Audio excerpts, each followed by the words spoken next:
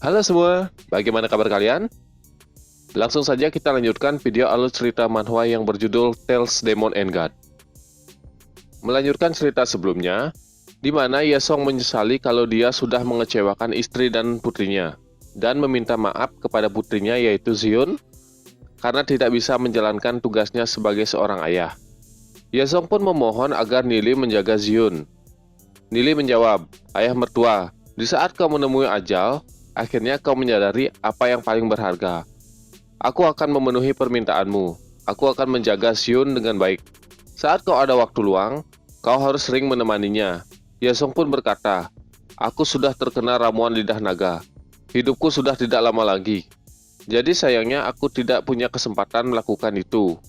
Yun-er, ayah benar-benar berharap bisa melihatmu menikah, memiliki anak dan melihatmu berkeluarga. Tapi ayah tidak memiliki kesempatan untuk itu." Xion pun berteriak, "Ayah, aku tidak ingin berpisah. Jangan tinggalkan aku." Nili yang melihat hal tersebut teringat saat ia kehilangan ayah di kehidupan sebelumnya. Kemudian berkata, "Tenang, ayahmu tidak akan meninggalkanmu. Itu cuma racun ramuan lidah naga." Tapi semua orang bertingkah seperti orang mau mati. Tetua Yeshu bertanya, "Apa kau bisa menyelamatkannya?" Xion berkata, "Aku mohon padamu, tolong selamatkan ayahku. Selama kau bisa menyelamatkannya, aku rela melakukan apapun yang kau minta." Nili menjelaskan, dia tidak akan mati gara-gara terkena racun ini. Meskipun mau mati sekarang, aku tidak akan membiarkan itu terjadi. Nili mencoba mengobati Yesong sambil menjelaskan, kalau racun ramuan lidah naga memang mujarab. Tapi racun ini tidak membuat orang langsung mati. Setelah terkena racun, seluruh tubuh korban akan lumpuh dan detak jantungnya akan berhenti. Di situ dia memasuki keadaan mati suri. Seseorang dengan fisik peringkat emas hitam masih bisa diselamatkan dalam waktu 10 hari. Aku akan menggunakan jurus pengalihan untuk menarik racun yang meresap ke dalam jantung dan tempat-tempat lainnya. Tetua Yeshu bergumam, jurus apa yang ia gunakan? Apa dia benar-benar bisa mengeluarkan racunnya? Apakah Raja Kota bisa diselamatkan? Waktu pun berlalu hingga malam. Akhirnya racun itu pun dikeluarkan. Dengan kultivasi Nili di peringkat emas bintang 2, Nili masih kelelahan menggunakan jurus tersebut. Xion pun mengusap keringatnya. Kemudian Tetua Yeshu berbalik dan memerintahkan penjaga untuk mencari Yehan. Matahari sudah terbit dan pagi pun tiba. Terlihat Yesong sudah selesai diobati. Nili yang kelelahan pun menghela napas, melirik melihat Xion yang sedang memandangi dirinya. Seketika Xion pun malu dan mengalihkan pandangannya. Nili berkata, kalau ayahnya sudah tidak apa-apa, sebentar lagi akan siuman.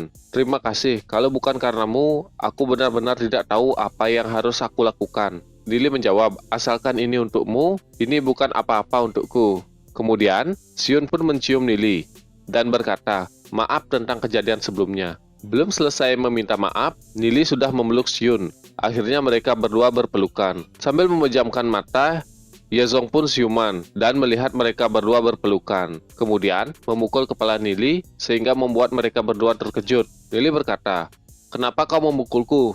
Yezong pun menjawab, "Mengganggu putriku seperti itu. Bukankah itu memang pantas dipukul?" Nili berkata lagi, "Apa kau tahu siapa yang menyelamatkan nyawamu?" Xion pun tersenyum karena melihat mereka berdua bertengkar. Karena hal tersebut, Nili pun melirik Xion, tapi kembali dimarahi oleh Yezong karena berani memandang Xion. Nili pun mengajak Xion untuk pergi, akan tetapi Xion masih ingin merawat ayahnya yang belum pulih. Nili berkata kepada Yezong, "Sekarang kau sadar kalau kau sudah mengabaikannya. Orang-orang yang dekat denganmu selagi kau menghabiskan waktumu dengan orang lain. Untuk orang yang sudah lama menempati posisi Raja Kota, kau benar-benar buta terhadap orang.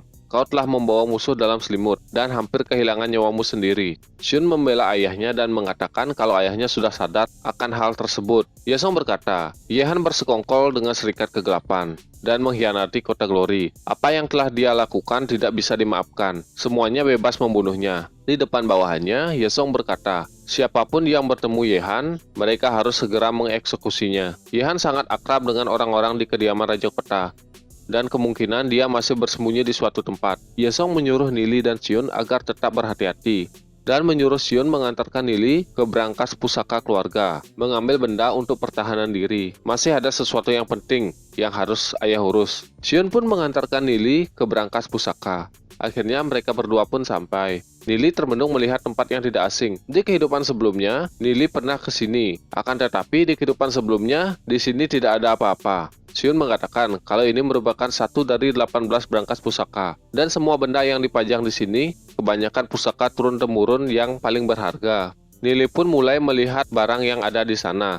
Pertama, Nili mengambil batu dan mengatakan kalau ini adalah batu dewa penjaga. Katanya batu ini hanya dapat dihasilkan oleh sebuah tambang di bagian paling utara dari benua utama suci. Tempat ini sekarang sudah dikuasai monster iblis. Setelah batu ini diukir oleh pola enkripsi dan energi jiwa, batu ini dapat membentuk pertahanan kecil. Tulisan yang terukir di batu ini adalah tulisan peringkat emas hitam yang mampu menangkal 2 serangan dari peringkat emas hitam. Nili pun memperbaiki enkripsi batu dengan menggunakan darah iblis. Akhirnya Nili selesai memperbaiki batu tersebut dan memberikan batu itu kepada Xion. Akan tetapi Xion sedikit menolak. Nili berkata, "Jangan sungkan. Benda-benda di sini milik keluargamu. Kita bagi separuh-separuh. Kau jagalah mereka dengan baik." Nili melanjutkan mengambil pusaka yang ada di sana dan berkata kalau tidak ada sesuatu yang membuatnya tertarik. "Xion, aku menemukan 15 gulungan peringkat legenda, tapi 10 diantaranya sudah rusak.